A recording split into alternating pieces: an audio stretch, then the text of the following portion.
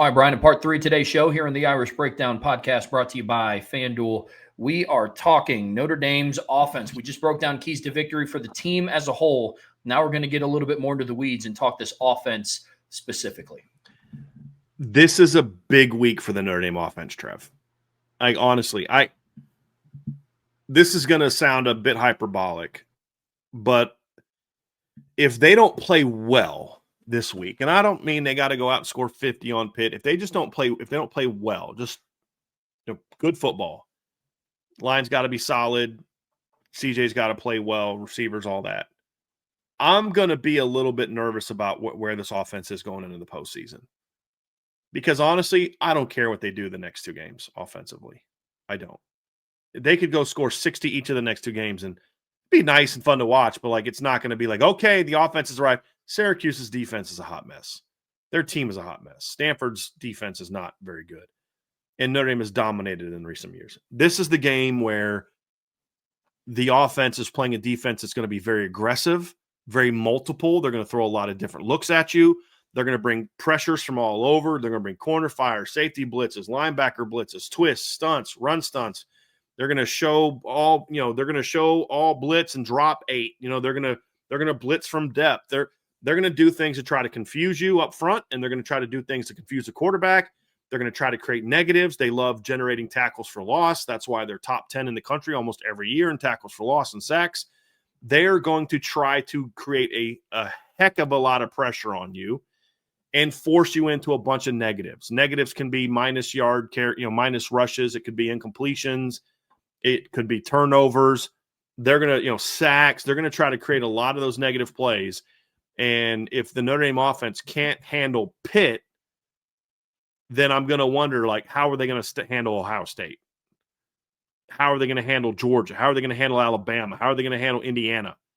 I need to see this offense against a really good defense finally really shine, something we haven't seen a lot of the second half of the year. And I think there's different reasons for it. There's been injuries up front. You've got a young quarterback. But I really need to see it. I'm not saying that I'm not like the offense has been bad. I mean, they're top 10 offense in scoring and they're top 10 in efficiency. But as far as competing for a championship where the offense can play well enough to compete for a championship, I need to see them look pretty good this weekend. That's going to be a big one. So just kind of big picture, that's what I feel about the offense. And then, of course, there's some certain keys to making that happen, Trev. And obviously, number one key is going to be Notre Dame needs a fast start in this game. They absolutely do. And, Brian, I wanted to echo on something that you were talking about. It's not that they've been bad, and it's not that but level of consistency. When you talk about championship caliber offenses, you have to be consistent. One of those is starting fast consistently. But like we talked about in the team, you also have to remain fast consistently. That is the key for Notre Dame this week, is you have to remain fast. That is where they've lacked consistency. They remain fast against Arkansas. They remain fast for the most part against NC State. They remain fast against Navy. They didn't remain fast against Boise State, nor did they start fast against Boise State. They didn't remain fast against Boston College. And so that's going to be absolutely huge for this offense for a multitude of different reasons. But let's be real about something, man. You look at what this offense has done. They put up 49 points against Navy, but then the week before that, 25 against Boston College. They put up 27 points against USC, 34 against NC State, and then 28 against Boise State. So since the Arkansas game, this team has been very up and down. I mean, it's weird to think that consistently one of the better stretches that they had on offense was against Texas A&M, Purdue, and Arkansas. But we forget about those games so quickly because of what the defense looked like against A&M and Purdue. But that was really the last 3-game stretch that we really watched this offense put it together. And that's what's at stake. You have to be able to start fast in this game. You're on the road in a hostile environment. It's sold out. Pitt Stadium is never sold out. Well, they're sold out on Sundays. They're not sold out on Saturdays. And this is going to be a huge matchup. You got to be able to start fast and jump on this Pitt defense early. Get them out of rhythm. Get them out of what they want to do. And I really feel like if you can have the kind of start that they're capable of, your confidence takes a big jump. We've talked about this. Momentum is a byproduct of confidence. Great confidence leads to great execution in a lot of instances. Real confidence. That's what momentum is. If you're able to, win the battle up front, then okay, that's going to give you a great shot to start fast and to really dominate this game. And And then, of course, part of starting fast is Mike Denbrock's got to have a great plan and to go at Pitt. And what a mistake a lot of coaches make is they either get too aggressive or, more importantly, they get real passive early, trying to feel Pitt out. What I liked about when Mike Denbrock went against Pitt when he was the offensive coordinator in 2018 or 2015 is he went right at Pitt like immediately. I mean, it's like, okay, you want to come out and play cover one? I mean, because he had gone against Pitt before. He just hadn't really gone against Pitt as the primary play caller. And he was on the team that went against Pitt in 2011 and, 2012, 2013. Like he'd gone against Pitt before. He had definitely gone against Pat Narduzzi when he was at Michigan State, when Pat Narduzzi was in Michigan State. So, Pitt came out early in the game. Mike Denbrock saw they were doing that same kind of press quarters, because the way they used to do it, and they don't do as much of it now, but back when they had those stud corners at Michigan State, they'd play press with their corners, and then they'd play a really aggressive quarters coverage to come down. That's how they were so good against the run, because then they could blitz their linebackers and trigger their linebackers. Well, they tried that against Notre Dame. The problem is when you've got Darqueze Dennard and Trey Wayans, you can get away with that. And he tried that at Pitt, and I was like, bro, you don't have those guys. And so Notre Dame came out in that game, Trev, like right away. Like first drive of the game, 47-yard touchdown pass. Like a minute 11 into the game, and it's Will Fuller over the top for a touchdown. Third, second quarter, you get another one, 46-yard touchdown pass, Will Fuller over the top for a touchdown, because, again, they're doing that. He went right at Pitt. You got to be willing to do that. But can you protect it like that line could? I mean, the line he had in that game was Ronnie Stanley, Quentin Nelson, Nick Martin, Steve Elmer, and Mike McGlinchey. So, can this line do that? We're going to find out. But a fast start is big. And then, of course, a fast start also is huge for your own defense. It really allows your defense to sit back, pin their ears back, and say, okay, our offense is cooking today. We can really heat these guys up and go be aggressive going at them. So fast start, as always, very important.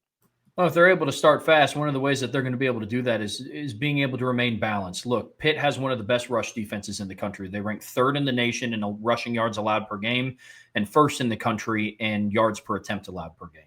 That's really impressive. If there's one thing that Pat Narduzzi wants to do and be known for on the defensive side of the ball, it's to be able to stop the run. But that doesn't mean that Notre Dame can just go away from the run and just rely on CJ Carr throwing bombs. We saw that a little bit against Boston College. Jeremiah Love ended with over 100 yards. 94 of it came on one carry. Now, I'm not one of those people that says, oh, if you take that away, it's like, well, I'm not going to take it away because he did it. But with that being said, it was a very inefficient game up until that point.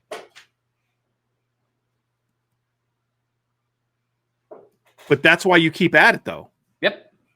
That's why you don't just give up on the run, because I promise you this, if you don't hand the ball to Jeremiah Love, he has no chance of going for 94 yards. I'm 100%. Pretty confident saying that. You know what I mean? Like, I know this is like really wicked, smart, and nobody else could have thought of that. But if Jeremiah Love does not have the ball in his hands, he can't go for 94 yards. You know what I'm saying? So, like, that's kind of what we're saying is what Notre Dame does not need to do in this game. Like, I've never those people like, if you got to run the football every single game and I don't care what the other defense does, you're Notre Dame, you find a way to run the ball. That's nonsense. And that's never been true.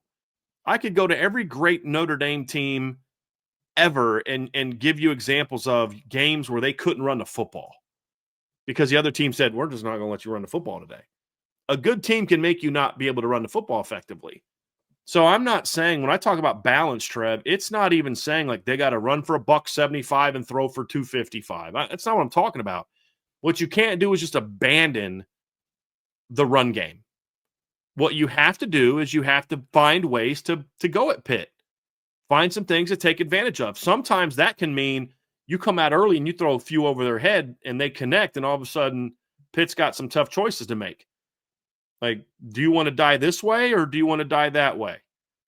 All right, cool. You want to play 8 in a box and you're just not going to let Jeremiah Love win the Heisman today? Cool.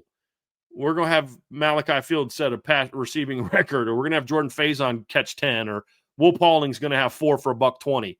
Eli Raridan's going to go off. I mean, like, that's the thing is you can do that, and then Pitt's got to okay, now they got some choices to make, right? And then, they start adjusting, then you come right back at them. And so sometimes, your run game can be aided by your pass game, but you still have to find ways to be able to run the football. Barring Notre Dame just coming out and CJ Carr's like 13 of 15 for $195 and 3 touchdowns at halftime, you're going to need some level of balance.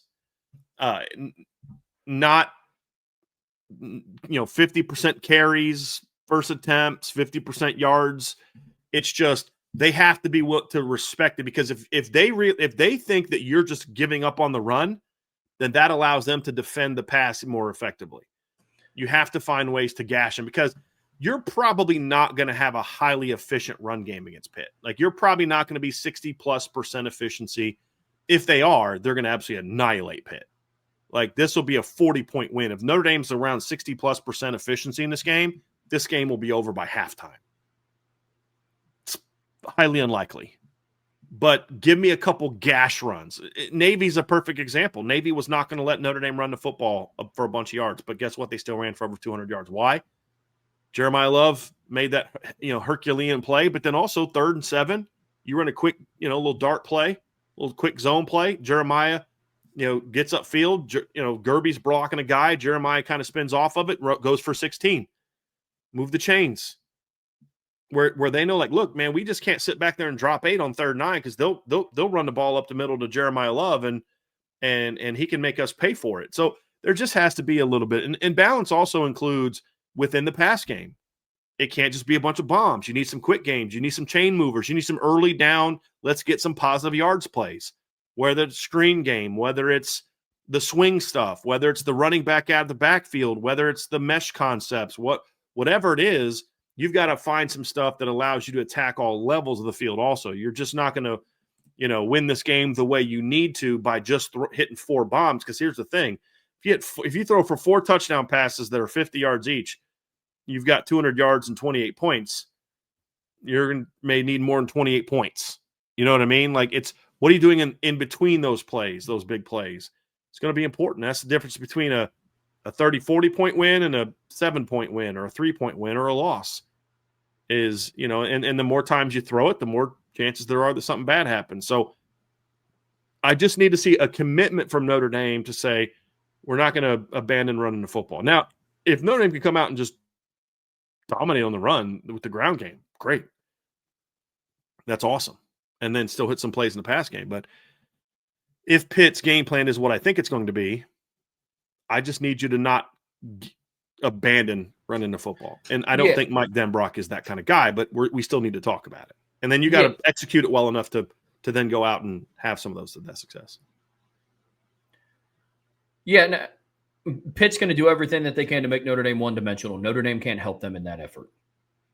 Can't. That's why remaining balance is so important. But the other facet of being balanced is being able to make plays through the air. And that is something that they're going to have to do in this game to take advantage of Pitt's aggressiveness. It's not a secret as to why.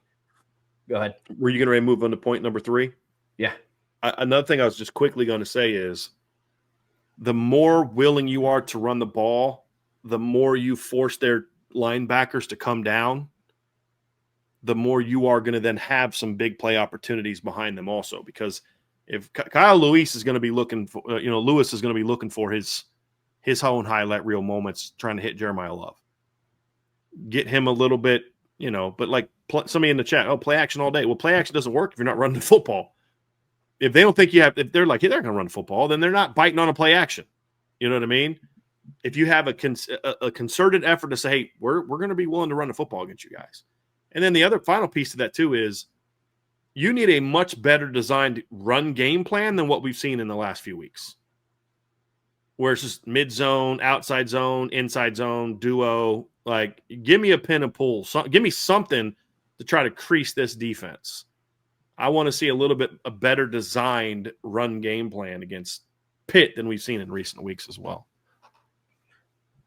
One of the other ways that Notre Dame is going to have to stay balanced, yes, not abandoning the run is going to be huge in this one, but Notre Dame is also going to have to make some plays in the pass game.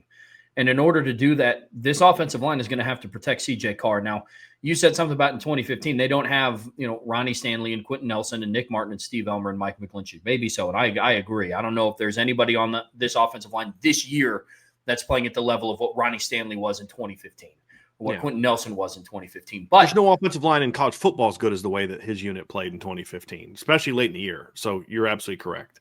But one of the benefits, though, is this Notre Dame offensive line they haven't allowed more than 5 pressures, not hits plus sacks on the quarterback, 5 pressures total in like 6 straight games now. That's really impressive. Actually, since their loss to Texas A&M, they haven't allowed a defense to have over 5 total pressures on this offensive line. Now, they're going to be put to the test because this is a very, very aggressive Pittsburgh defense, and not just with their front 4. They're going to send some of their linebackers too. I mean, Kyle Lewis and Rasheem Biles have combined for 14 tackles for a loss this season. And Rasheem Biles leads the team with 8.5, and he hasn't played in 3 games to tell you how productive he is. So this is definitely going to be a big one, but protecting CJ Carr in this one is going to be absolutely huge, Brian. Pitt's game plan and strategy is real simple. We're going to attack your line of scrimmage, not let you run the football. And a lot of the pressures that they bring that shut down the run are also meant to go right through the running back to the quarterback if it's a pass play. It's kind of hard to beat you throwing the football when your quarterback's laying on his back, or if he's having to run around and scramble and he can't step into throws. It's very hard to do. And it's simple. Give your quarterback time to throw. If CJ Carr can play from a clean pocket 80+% of the time in this game, like a real clean pocket, this game won't be close, in my opinion. But you start letting Pitt speed up his internal clock, where he's getting pressured a lot and he feels I have to get this ball out quickly.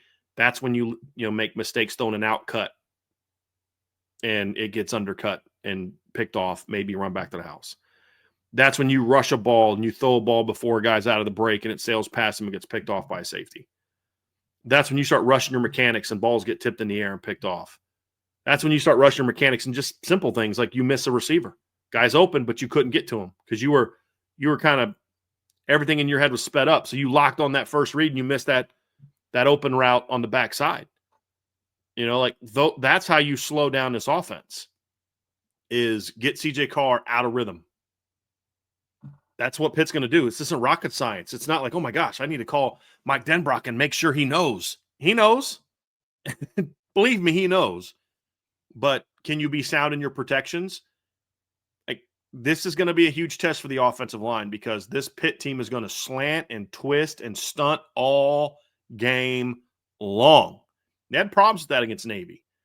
And yeah, they did well in pass pro, Trev, but you and I both know that the talent of the guys rushing the quarterback for Pitt is greater than what it was for Navy. It's greater than what it was for Boston College. It's greater than what it was for NC State. I would argue that it's greater than what it was for USC as well. So it's going to come down to, can you step up and handle one-on-one matchups up front, but then also, are you prepared well enough from your offensive line coach to handle all the different games that they're going to throw at you? Is your quarterback prepared to know where the pressure is going to come from, know who you can't block? And what I mean not block is like, man, we can't block that guy, he's too good. No, I mean, hey, if he blitzes, we got 6, that's number 7, that's your guy, quarterback. You got to throw off that guy or manipulate that guy. Those things are all going to be important. If they bring a safety pressure, make them pay for it. Can't make them pay for it if your quarterback doesn't get protected. So it's such a big part of this game, Trev. Such a big part of this game. And 2 and 3 really come down to your offensive line. Your offensive line has to play well in this game, in both facets of the game. Them performing well in the run game is going to be absolutely huge. Real quick, before we move on to point number 4, I agree with you that the level of competition they've faced in terms of pass rushers, not at what they faced at Pitt. But we also talk a lot on the show about how if you play inferior opponents, you're supposed to dominate them. 5 total pressures. I'm not taking anything away from the job that they've done the last month. I don't care who the heck you're playing. You give up 5 pressures a game, that's a pretty darn good flipping job. Yeah. I'm just saying this is a different kind of test. And it goes Totally. back to what I said at the beginning. This is the test that's going to tell me if you're prepared to go play Ohio State, to go play Indiana, to go play the better teams that you're going to face talent-wise on defense down the stretch. That's where I'm coming from. But it doesn't take away from the job they've done. 100%. But what I need to see from this group is you have been playing inferior competition on the defensive line. And your run blocking has not been – and we could talk about design. We could talk about you lacking creativity in the run game, and all that is true. But Notre Dame has been playing some very undersized defensive lines as of late, and they're not getting the push that I thought that they would have along the interior. Not with a 6'8", 325-pound guard and a 6'4", 308-pound center. The Joe Otting that we saw from USC needs to be back. Someone that was just moving people off of the football. That player has to be back in this game, because if not, Jeremiah Love has been forced to make a lot of runs. Like, look, as impressive as Jeremiah Love's 48-yard touchdown run was, where he basically defied the law of physics, you can't count on that every single time he has to crease one. He's been making way too many moves in the backfield in the last couple games. Way too many. So as good as they've been in pass protection, they need to get up to par now as far as run blocking goes. Design will help them at some point, but sometimes you just kind of have to pull your pants up and say, all right, it's time to start moving some bodies. And that's what this offensive line is definitely going to have to do in this one, which if they do their job, they're going to be able to crease this defense and come up with some big plays. That's our fourth point, Brian, is go big play hunting a little bit in this one. And I'm curious to see which direction you take this. Are you talking run game, pass game, all the above for big play hunting? Your run game design needs to have some wrinkles in it to say, hey, we think if we can crease this thing, it's going to go. Not in ways like normal, like if we get a body on a body, Jeremiah Love can score. That's true every time you touch the ball. Yep. I mean, every time Jeremiah Love, you run inside zone, mid zone. I mean, the 98-yard touchdown run against Indiana was just outside zone. Just everybody got a body on a body, and he housed it. The 94-yard touchdown run against Boston College ran the same play mid zone that you've been running all game and not blocking well. But on this particular instance, everybody did their job, and Jeremiah read it, hit it, and housed it. Jadarian Price can do the same thing. But but that's not what I'm referring to. If that happens, then this is going to be a fun day. I'm saying, like, are there some things you've got in the quick game where, look, when they line up like this, we feel confident this guy's coming, and we think we can get them with like a kind of a crack block and get some guys out on the perimeter, and we think we can just catch that sucker, pitch it, and get outside. And if we go for two, we go for two. But if we can block this sucker up, we think this can go for 60. I think that that's there. There are some things that they do in coverage where it's like you're going to have some opportunities to hit some big shots and hit some big plays. One way to really go at an aggressive team is to find stuff in the screen game that can get at them. But part of that is you've got to really scout them up and really feel like we got a good read on what looks they like to show. Like, look, when the linebacker's like this, he never comes. When he's like this, it's 50-50. But when he's like this, it's a 70-30 chance he's going to come. And one of the things I broke down in the video that I'm going to put up later today is that little angle route from Jeremiah Love. That was a blitz beater. It was, this guy's coming based on how they're lined up. We know he's coming. So we're going to run this angle route and get Jeremiah Love matched up against this linebacker. Well, lo and behold, that linebacker ended up not covering Jeremiah Love, and he was wide open. But it was a one-on-one in Notre Dame's mind because they knew that they had room to work because they were going to blitz that weak side linebacker away from trips. They had that scouted out pretty well. That's why they were able to hit Malachi Field so many times backside. Like, look, when this guy walks up like this and the safety's here, they're going to bring their backside linebacker. And so we can bang these quick outs and comebacks and stop routes. So you've got to have them pretty well scouted to know, like, this is when we have a shot to do this. When we go in motion. So, like, I think of the first play of the game against USC in 2015 when they ran that post route for a touchdown to Will Fuller. That was meant to be a big play because they knew that, and sometimes you can only get away with this once. And if you don't hit it, then they're still going to adjust to it. They're, like, if you run a play and the guy's wide open and the quarterback misses him, they're not going to be like, all right, cool, we're fine. We don't need to adjust at all because he threw an incomplete pass. They're going to say, we caught a break there. We're going to have to still adjust.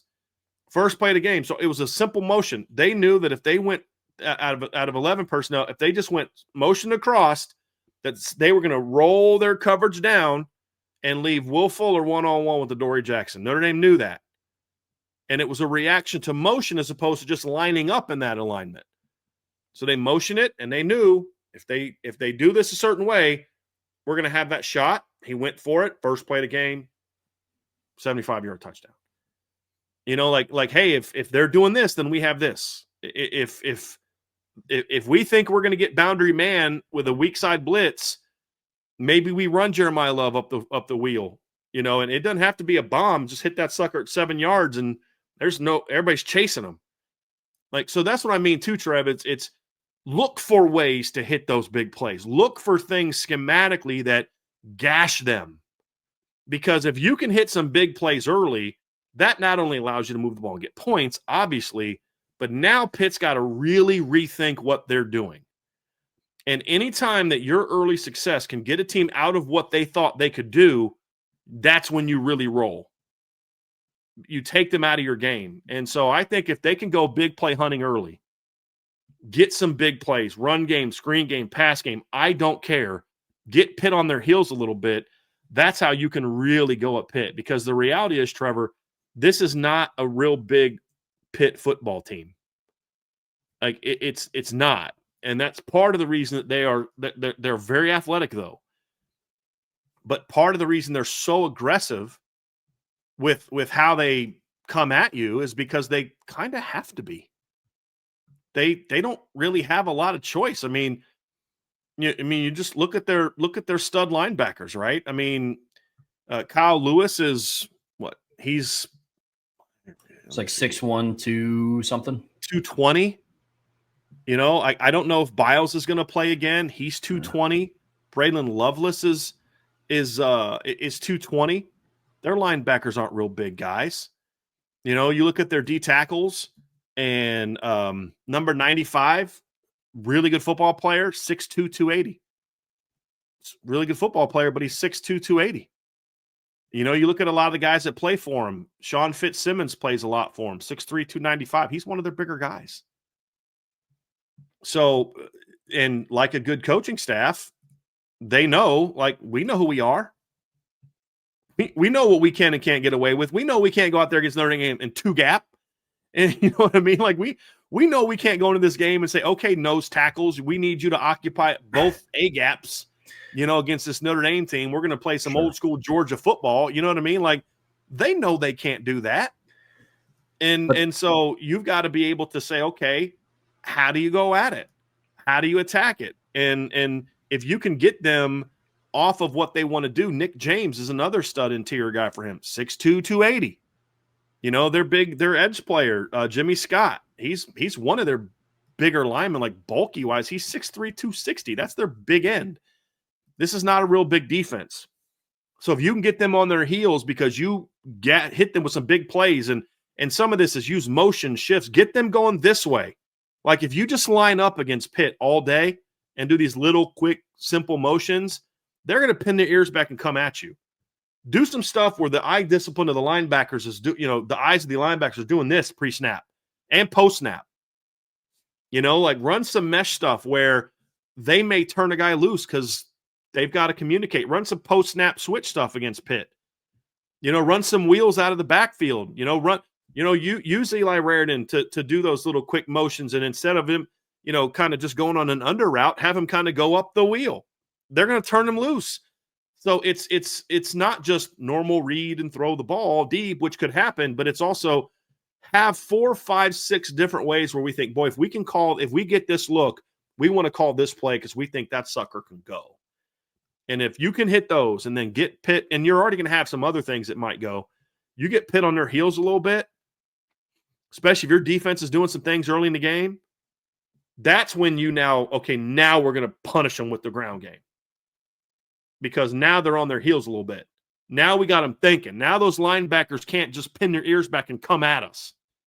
Because they know, like last time we brought this blitz, they hit Jadarian Price out of the backfield for a 40-yard gain. I say Jadarian Price because they may be less likely to key on Jadarian coming out of the backfield than Jeremiah. We caught him on a blitz and we ran an empty, free release swing screen, and We had 4, they had 3. Bye. Hopefully the Notre Dame band's there and they can start playing the fight song, because that's what's going to happen if you can catch them in some of those things. So that's what I'm looking for, Trev. It's not just, hit some big plays. That's important. But, like, you're looking for those things. You're like, I can't, if I want to go big game hunting in real life, I'm not going to do that from my couch, right? Because I want to. I got to go out and go hunting. That's what I'm talking about. You're looking for those things. You're going out and finding those opportunities, creating those opportunities. That's what I want to see. That's what makes this matchup so interesting with Pitt's D-line is they're not big, but that's been the common denominator of really every defensive line that Notre Dame has faced since Arkansas. And I would argue that some of the most dominant football they played was against Arkansas, against defensive tackles that were, one was close to 400 pounds. He was 13 pounds away from being 400 pounds. But Notre Dame has played a lot of undersized defensive lines lately, especially in the interior, and that's what makes this matchup so interesting. Landon Robinson isn't a big guy. He's 6 foot 287. He gave Notre Dame's defense quite a bit of fits. USC didn't have a single starting interior defensive lineman that was over 296 pounds. And they, for a little bit of time until Notre Dame really took it over, kind of struggled, but they were longer. They were like 6'5", 6'4". Who struggled? Notre Dame against USC? I was saying, like, the common trend is against undersized defensive lines, they've struggled. USC's a lighter defensive line, but they're longer. So they were able to get under the pads. Yeah. And so they really busted it open. They rushed for 300 yards. Right. But they struggled against Navy. They struggled against Boston College. There were no 6'5", 300-pounders on those defensive lines. And there's not going to be a 6'5", 300-pounder on this defensive line. And so this is the test. Like, it's weird to think that when you have interior linemen that are 6'7", 335, 6'4", 308, and 6'8", 325, the defensive units that they struggle with are the 6'1", 280-pounders. This is a big show-me game because they show me against Arkansas that they can handle their business against a 6'5", 387-pound Ian Gefford. Yeah. And a 6'5", 330-pound Cameron Ball, who is not. Two of the guys that were part of that dominance aren't playing now. That's true. That, and to your point, I'd have a very different opinion about this game if Ashton Craig and Billy Strouth were still playing. Yeah, agreed. Or at least Billy Strouth. All due respect to Sullivan Absher, but Billy Strouth's last performance against USC was dominant. And he's been pretty darn good most of the year. But yeah, the USC game, he was at the top of his game. Yeah, on one knee. And Ashton was arguably their most consistent offensive lineman this year before his injury. 100%. So, like you said, it's a big test because we don't know if this unit can do that, Trev. Yeah, well, absolutely. Final key, Brian, is finishing. And this is one that I'm holding near and dear to my heart because we've watched this team do that once. Well, this offense once in the last 4 games. I'm not ready yet to say they did it against Navy. This is just who they are. What's up, playoffs? This is your last real test before you get to the playoffs. All due respect to Syracuse and Stanford. All due respect. And you have to be able to finish in this, especially on the road. Finishing has been an issue on the road, and it's been an issue, really 3 out of their last 4 games. Moving the ball is not an issue for this unit. Hasn't been all year. Never has. They're 3rd in the country in yards per play. Even right now, this is actually a new feature. I didn't know that they had this, but FanDuel now has over-unders for team yards you can bet on in this game. Notre Dame's over-under is set at 445.5. So they know that they're going to be able to move this ball with some sort of efficiency. That's never been their issue. It's finishing once you get inside of the scoring zone. That is going to be huge for them. Eric Schmidt got off to a better start. Notre Dame went 4-4 in the red zone. Technically on the stat sheet, they went 4-5, but their last possession in the red zone ended in a kneel down. So I'm not counting that as them going 4-5. In my eyes, when they were attempting to score, they went 4-4 in the red zone. So this is huge. You got to be able to finish, especially on the road, for all the reasons that we just listed out. For as many big plays as I'm sure that they're going to hit, because this is a big play offense, that's just, it's going to be huge. Yeah. Absolutely going to be huge, man. Trev, you're the odds of you having 6 or 7 touchdowns that are all outside the 25, it's possible. But, could happen. I'd rather not have to rely on that all the time. I'd rather not have it to be a situation where Like, well, if you don't score from 4, I mean, yeah, that worked against Pitt against Arkansas, but I don't think that's a recipe to consistent success. And with all due respect, Pitt has a much better defense than Arkansas does. So, yeah, I want to see this team be more methodical. I want to see this team hit those big, those finish off drives that way. And we talked about the big plays that Notre Dame had against Pitt in 2015, but they also went like 8 of 14 on third down. They had a 12-yard touchdown pass in that game. They had a 14-yard touchdown pass in that game. They had a 5-yard touchdown pass in that game. They had a 2-yard touchdown run in that game. They did the simple things as well. They didn't have to settle for field goals, and they didn't have to throw the ball. Now, of course, that offense was far from perfect because they had what 4 red zone turnovers against Boston College a few weeks later. You know what I mean? But the Pitt game was that way. If you're moving the ball early against Pitt and you're selling for field goals instead of touchdowns, you are not having the start that you're capable of. You're allowing Pitt's fans to stay in the game. You're allowing Pitt to stay confident in that game. You allow them to stay on top of what they're trying to do, and it makes it a lot harder for you to really put them away the way that you're capable of. Like the BC game, I got to listen to all these knuckleheads online. Well, you guys barely beat Boston College. I'm like, first of all, I don't say you guys because I don't play for Notre Dame, first of all. Second of all, that's what's so frustrating because, like, they dominated that game from the 10 to the 10. I mean, it's like you fumble the ball inside the 5, you miss a field goal, you miss 3 extra points, and it's like if it's 38-10, that's not the dominant win it should have been, but nobody's like, you barely beat Boston College. Nobody's saying that. And I want to see that in this game too. I want to see them absolutely dominate Pitt in this game. And you can't do that if you're turning the ball over in the red zone, if you're selling for field goals instead of touchdowns. Like, I don't want to see that. Got to finish, Trev. Such an important part of this game. And then the other things about finishing go into this. Finishing off blocks. If you almost got a guy out of the hole and then you stop your feet, then Jeremiah Love doesn't have that extra 4 inches he needs to crease that sucker. Finish off a pass play. Don't just rely on getting a pass interference when you can go up and outplay that guy for the ball and get 40. You know what I mean? Finish routes. Yes. If CJ Carr gets time, he will hit you backside. Don't freaking jog off the line because you don't think you're a primary option. Like, all those things are important in this game, man. Anthony Knapp, guy beat you on the outside, finish him off, just ride him all the way out, right? The play didn't start off well for you, but if you can win at the end and finish the play off, then hey, it's a great play. So all those things are part of what I'm talking about here, Trev, where this football team has got to come out and say, we're bigger than you, we're faster than you, we're better than you, and we're going to prove it. Yes. Like, I think this team knows that offensively, but I don't know that they always know that they have to then go prove it. Mm-hmm. And that's going to be the key. Folks, that's going to do it for part 3 of today's show. Don't go anywhere. We are getting ready to talk keys to victory on defense. But before we get there, you guys know what to do. Hit that like, hit that subscribe, hit that notification bell so you know whenever we go live. Whatever streaming platform you listen to us on, we would greatly appreciate a 5-star review. But as always, the best way to support what we do here is subscribe to the premium message boards at boards.irishbreakdown.com.